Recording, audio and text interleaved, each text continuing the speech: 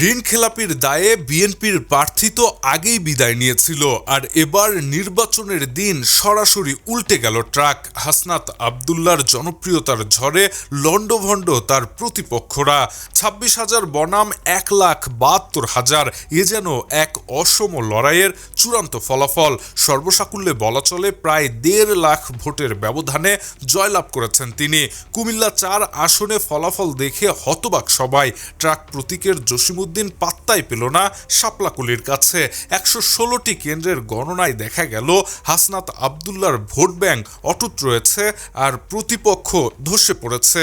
বৃহস্পতিবার সকাল থেকেই ভোট কেন্দ্রে ছিল উৎসবের আমেজ। দিন শেষে ফলাফল আসতেই বোঝা গেল দেবিদ্বারের মানুষ একতরফাভাবে হাসনাতকেই বেছে নিয়েছে।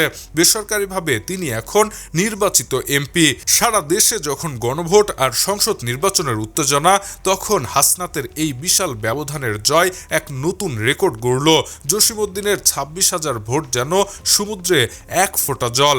এত বড় ব্যবধান। হাসনাত আব্দুল্লাহর এই জয় কি দেবিদ্বারের রাজনীতি চিরতরে বদলে দিল?